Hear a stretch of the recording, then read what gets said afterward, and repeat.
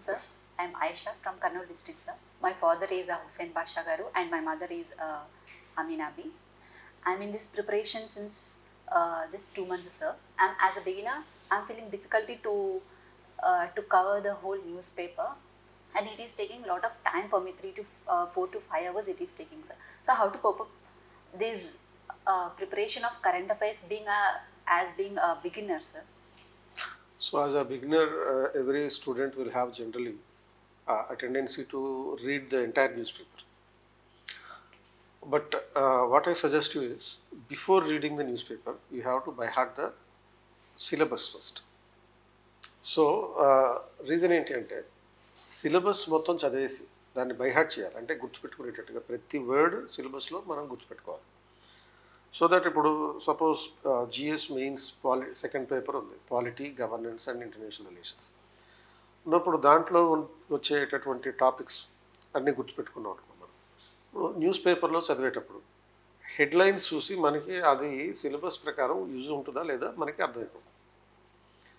అంటే because the moment you read the news paper as a Hindu or Indian Express, so if you are able to remember the entire syllabus, you can connect between what is there in the news and what is there in the syllabus.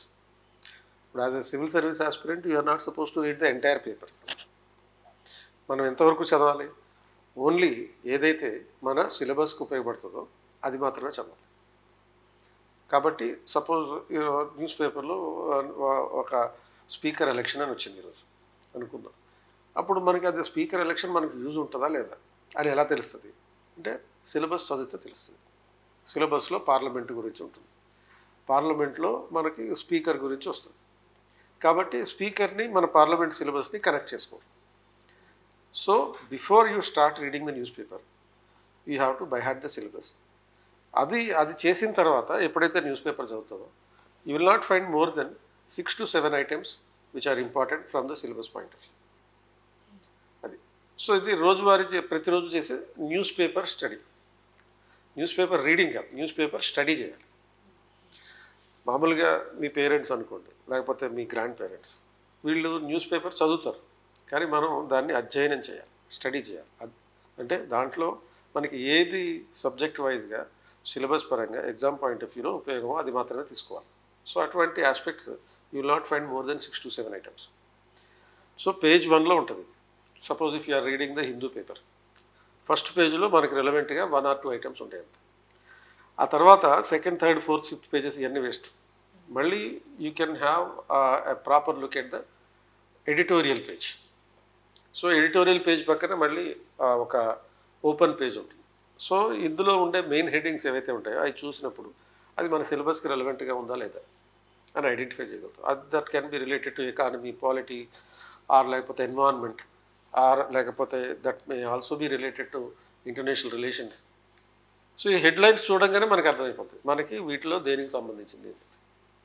ఆ తర్వాత ఆ editorial అయిపోయాక then మళ్ళీ page turn చేస్తే national news వస్తుంది. National న్యూస్లో ఎప్పుడు important ఉంటాయంటే మనకి పార్లమెంట్ మీటింగ్స్ జరుగుతున్నప్పుడు పార్లమెంట్ అప్రూవ్స్ వేరియస్ లెజిస్లేషన్స్. ఆ లెజిస్లేషన్స్ మనకి గవర్నెన్స్ కోసం ఉపయోగపడతాయి, ఆర్ ఎథిక్స్ కోసం ఉపయోగపడతాయి. Or if you turn further pages మీకు ఇంకా ఇంటర్నేషనల్ న్యూస్ వస్తుంది.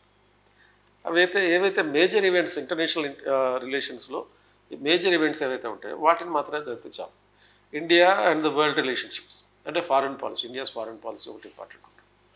సో ప్రైమ్ మినిస్టర్ ఇన్వాల్వ్ అయి ఉన్న foreign policies, foreign affairs minister ఉన్నటువంటి ఫారెన్ పాలసీస్, ఇవన్నీ ఇంపార్టెంట్ అనమాట.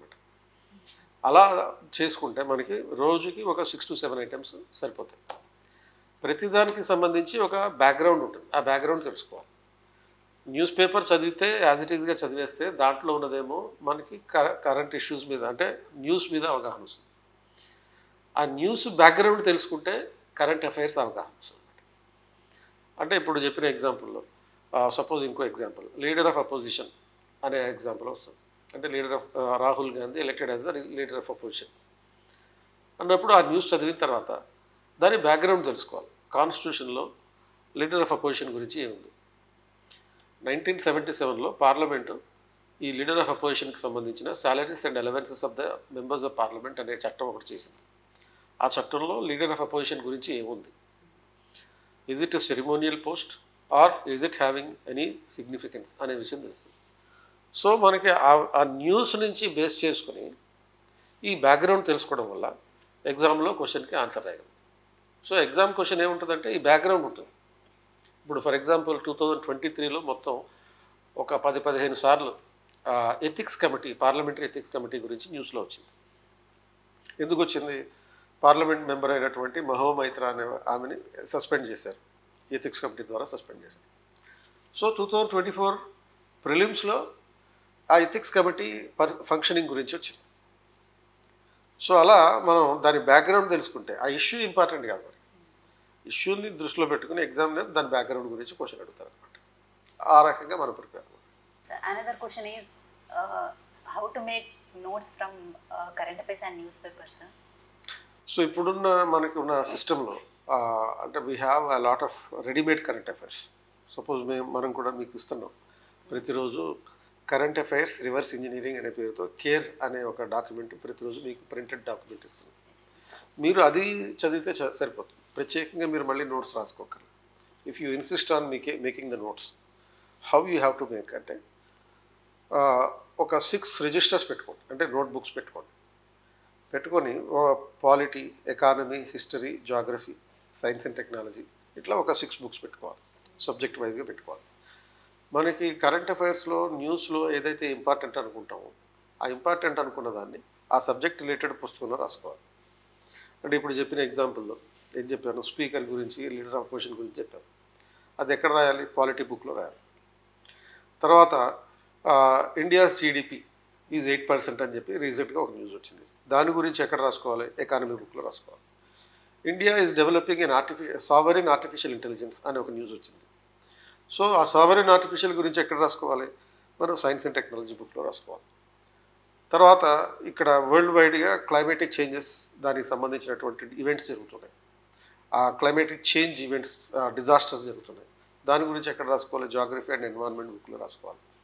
సో అలా రాసుకుంటే మీకు ఇయర్ ఎండ్కి వచ్చేటప్పటికి అన్నీ ప్రతి ఒక సబ్జెక్ట్కి సంబంధించిన ఆస్పెక్ట్స్ ఒక చోట ఉంటాయి అన్నమాట. కాబట్టి అప్పుడు మీకు రివిజన్ చేసుకోవడం ఈజీ అవుతుంది. అండ్ నోట్స్ రాసుకునేటప్పుడు కూడా రీరైట్ చేయకూడదు. రీరైటింగ్ అంటే మొత్తం న్యూస్ అంతా రాసేసుకుంటాం, అలా చేయకూడదు. So what is important in the keywords, లేకపోతే ఆ కీవర్డ్స్ని రాసుకోవాలి. దాంట్లో ఉన్నటువంటి ఇయర్స్ ఏమైనా ఉంటే అవి రాసుకోవాలి, ఇంపార్టెంట్ పర్సన్స్ నేమ్స్ ఏమైనా ఉంటే అవి రాసుకోవాలి. అంతే తప్ప మొత్తం యాజ్ ఇట్ ఈజ్గా రీరైట్ చేయకూడదు. ఆర్గ్యుమెంట్స్ ఉంటే suppose if you have editorial నుంచి ఆర్గ్యుమెంట్స్ రాసుకోవాలి. ఆ ఎడిటోరియల్ నుంచి ఆర్గ్యుమెంట్స్ రాసుకోవాల్సి వచ్చినప్పుడు పాజిటివ్ ఆర్గ్యుమెంట్స్ 1 2 3 4 5 అంతే, నెగిటివ్ ఆర్గ్యుమెంట్స్ 1 2 3 4 5 ఇలా రాసుకోవడం జరుగుతుంది. Then you will be having readymade notes for the revision purpose. So my another big doubt is current affairs plays key role in every stage of our preparation, like prelims, mains and interview also. Should we differentiate for every stage, sir, or should we inculcate the current affairs in our whole preparation? So you don't have to differentiate because an issue is issue. Yes. Either at the preliminary level, mains level or interview level. So what we are supposed to do when you are reading something, as I told you already, that you have to start from the background of the issue. So suppose ఇప్పుడు ఈ July 1st నుంచి మనకి new criminal laws వస్తుంది. వచ్చినప్పుడు దాని గురించి important issue, అది question అడుగుతారు. సో దాని గురించి మనం దాంట్లో ఉన్నటువంటి కీ ఇంపార్టెంట్ ప్రొవిజన్స్ చదువుకుంటాం, దాని బ్యాక్గ్రౌండ్ చదువుకుంటాం. బ్యాక్గ్రౌండ్ అంటే ఈ క్రిమినల్ లాస్ రాకముందు ఉన్నటువంటి Indian penal code or civil IPC, తర్వాత సిఆర్పిసి, ఇండియన్ ఎవిడెన్స్ యాక్ట్, ఈ 3 ఉన్నాయి. వాటి గురించి దాని బ్యాక్గ్రౌండ్, హిస్టారికల్ బ్యాక్గ్రౌండ్ తెలుసుకోవాలి. ఆ రెండింటికి మధ్య ఉన్నటువంటి వేరియేషన్స్ తెలుసుకోవాలి. ఇది ఆ ఐపీసీకి, సిఆర్పిసికి ప్లస్ ఈ కొత్తగా వచ్చిన చట్టాలకి ఉండేటటువంటి డిస్టింక్షన్, కంపారిజన్, ఇటువంటివి తెలుసుకోవాలన్నమాట. సో అలా చదువుకున్నప్పుడు అది మీకు ఆ బేసిక్ ఇన్ఫర్మేషన్ ఏదైతే ఉందో ఆ బేసిక్ ఇన్ఫర్మేషన్ ప్రిలిమ్స్కి ఉపయోగపడుతుంది. ఫండమెంటల్గా ఈ భారతీయ సాక్షి అధినియం అనే ఒక చట్టం వచ్చింది. ఆ భారతీయ సాక్షి అధినియం అదే అందులో ఉన్న ప్రొవిజన్స్ ఏంటి అని తెలుసుకుంటావు కాబట్టి అది ప్రిలిమ్స్లో క్వశ్చన్ అడుగుతారు. మెయిన్స్కి వచ్చేటప్పటికి నువ్వు దీనికి సంబంధించిన ఆర్గ్యుమెంట్స్ నేర్చుకుంటావు, అంటే కంపారిజన్ నేర్చుకుంటావు, ఆ కంపారిజన్ అడగచ్చు. అండ్ ఫైనల్గా ఇంటర్వ్యూకి వెళ్ళేటప్పటికి అది యూస్ఫుల్లా కాదా అనే క్వశ్చన్ అడుగుతారు. అంటే ఒకేసారి నువ్వు మొత్తం అంతా ప్రిపేర్ అయిపోతుంది. మళ్ళీ దాని గురించి బైఫర్కేట్ చేసి ప్రిపేర్ కాకూడదు. సో ప్రిలిమ్స్కి ఇది చదవాలి, మెయిన్స్కి ఇది చదవాలి, అట్లా ఉండకూడదు. ఒకేసారి అన్ని కంప్లీట్గా ప్రాపర్గా ప్రిపేర్ అయిపోతాయి బ్యాక్గ్రౌండ్తో కలిపి. ఏ లెవెల్లో ఏ క్వశ్చన్ అడిగినా కానీ నీకు ఆన్సర్ చేయగలుగుతాం. So another doubt is for 2025 attempting aspirants, how long back current affairs should we prepare, sir? So if you are appearing for the 2025, you have to prepare for the current affairs 1 year before the exam. Suppose 2025 మేలో prelims రాస్తాం కాబట్టి నువ్వు 2024 నుంచి మొదలు పెట్టాలి preparation. అంటే almost ఒక 2024 ఫిబ్రవరి are March నుంచి 2025 మార్చ్ వరకు ఉండే కరెంట్ అఫైర్స్ అన్ని చదవాలి. అంటే ఎగ్జామ్ ఏలో దానికి పేపర్ ప్రిపేర్ కావడానికి ఒక 2 months ముందు ప్రిపేర్ అవుతుంది. అంటే ఒక ఏప్రిల్ కానీ లేకపోతే మార్చ్ కానీ, మార్చ్లో ప్రిపేర్ అయింది అనుకుంటాం question paper. So examiner will give the questions only up to March. So దాని నుంచి 1 year బ్యాక్ తీసుకోవాలి. సో 2024 ఫిబ్రవరి మార్చ్ నుంచి 2025 ఫిబ్రవరి మార్చ్ వరకు ఉండే కరెంట్ అఫైర్స్ చదువుకోవాలి. అయితే కరెంట్ ఈవెంట్స్ అనేవి 1 year బ్యాక్గ్రౌండే ఉంటాయి. బట్ కరెంట్ ఇష్యూస్ అనేవి కొన్నిటికి చాలా ఆరిజిన్ వేరే రకంగా కూడా ఉంటుంది. సో కాబట్టి దానికి సంబంధించిన ఆరిజిన్ నుంచి తెలుసుకుని మనం రెడీగా పెట్టుకోవాలన్నమాట ఒక ప్రతి ఇష్యూకి సంబంధించి. అంటే say suppose if there is a question about the Election Commission, reforms in the Election Commission.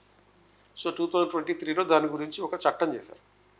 So దాని మీద సపోజ్ ఒక క్వశ్చన్ ఇవ్వచ్చు. ఇచ్చినప్పుడు ఒరిజినల్గా ఉన్నటువంటి ఎలక్షన్ కమిషన్ అపాయింట్మెంట్ ఎలా ఉండేది అండ్ ఈ చేంజ్ చేసిన 2023 యాక్ట్ వల్ల వచ్చిన మార్పులు ఎలా ఉన్నాయి, ఈ రెండింటికి కంపారిజన్ క్వశ్చన్లో అడగచ్చు, మెయిన్స్లో అడగచ్చు. ప్రిలిమ్స్లో అడిగేటప్పుడు ఓన్లీ ఫండమెంటల్ చేంజెస్ ఏవైతే వచ్చినాయో ఆ ఫండమెంటల్ చేంజెస్ గురించి అడగచ్చు. ఆర్ ప్రిలిమ్స్లో క్వశ్చన్ అడిగేటప్పుడు may be also asked about the original position of the Election Commission. అంటే 1950లో ఎలక్షన్ కమిషన్ వచ్చినప్పుడు అది సింగిల్ మెంబర్ బాడీ, 1989 వరకు సింగిల్ మెంబర్ బాడీగా ఉంది. So they may be asking you a question about in which year election commission become a multi member body, అది 1989లో. So అది తెలుసుకుని పెట్టుకుంటాం, ఆ హిస్టారికల్ బ్యాక్గ్రౌండ్ తెలుసుకుని పెట్టుకుంటాం. కాబట్టి ఒక కరెంట్ ఇష్యూ దాని హ్యాపెనింగ్ అనేది సడన్గా వచ్చినటువంటిది కాదు, దాని బ్యాక్గ్రౌండ్ కూడా తెలుసుకుని పెట్టుకోవాలి. అప్పుడు మనం 1 year ఈవెంట్స్ చదివినా దాని బ్యాక్గ్రౌండ్ కూడా తెలుసుకుంటాం కాబట్టి దానికి సంబంధించినటువంటి ఆస్పెక్ట్స్ ఏది ఇచ్చినా కానీ ఆన్సర్ చేయకపోతాం. సో అట్లా ప్రిపరేషన్ అనేది మన ఇష్యూస్ అనేవి దాని హిస్టరీ తెలుసుకోవాలి, దాని జాగ్రఫీ తెలుసుకోవాలి, దాని ఎకనామిక్ సిగ్నిఫికెన్స్ తెలుసుకోవాలి, ఎథికల్ సిగ్నిఫికెన్స్ తెలుసుకోవాలి, అలాగే హిస్టారికల్ తర్వాత పొలిటికల్ సిగ్నిఫికెన్స్ తెలుసుకోవాలి, టెక్నాలజికల్ ఇంప్లికేషన్స్ తెలుసుకోవాలి.